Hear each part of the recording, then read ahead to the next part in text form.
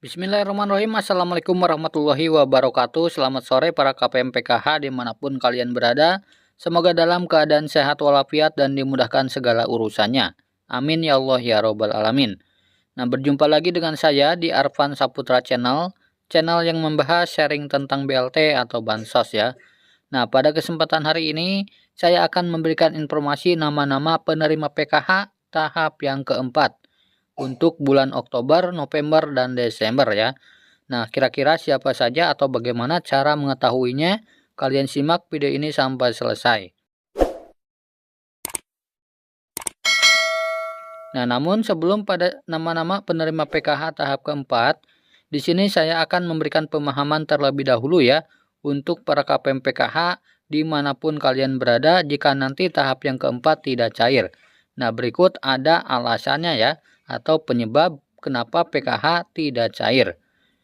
Nah, di sini yang pertama adalah alasannya data DTKS tidak sinkron dengan kenyataan. Nah, kemudian yang kedua, kartu keluarga atau NIK belum padan sama di Dukcapil atau NIK ganda.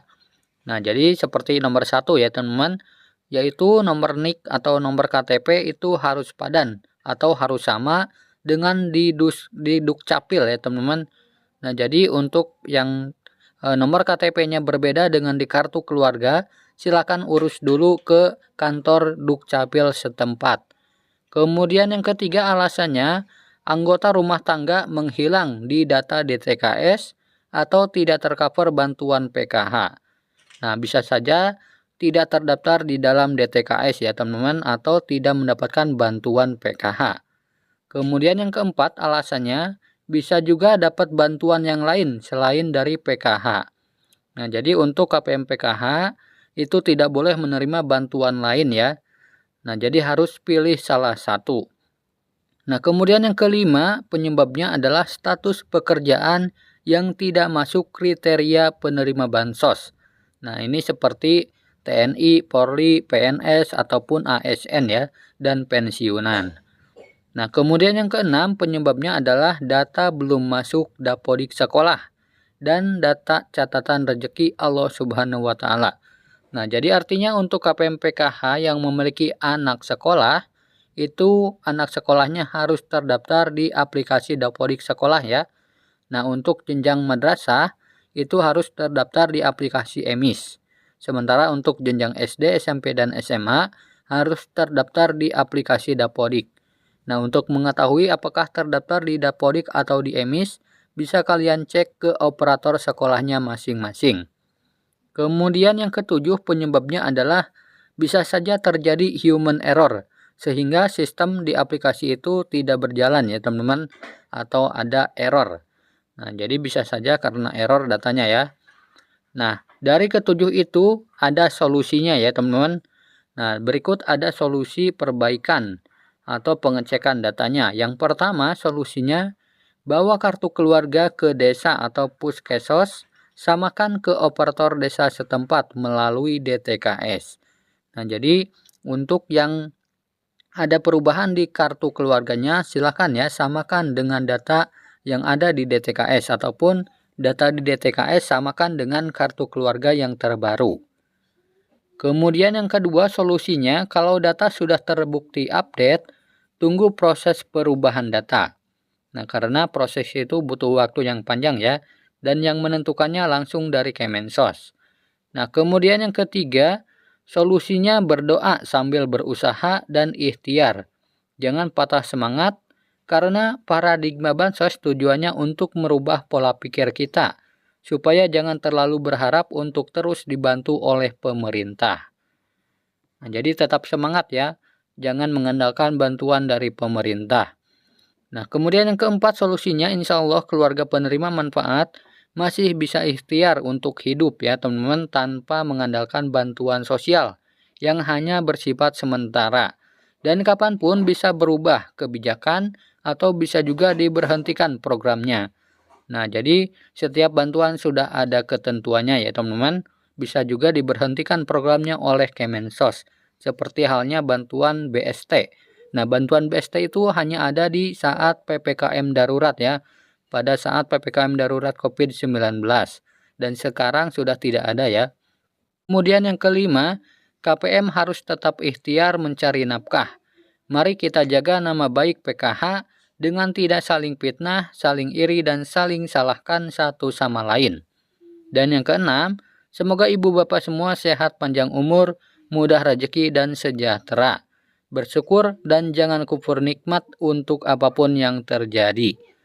Nah, itu adalah solusinya ya teman-teman untuk PKH yang tidak cair sampai hari ini. Nah, oke teman-teman, kita langsung pada cek nama-nama penerima PKH tahap yang keempat ya, di bulan Oktober sampai bulan Desember tahun 2022 ini.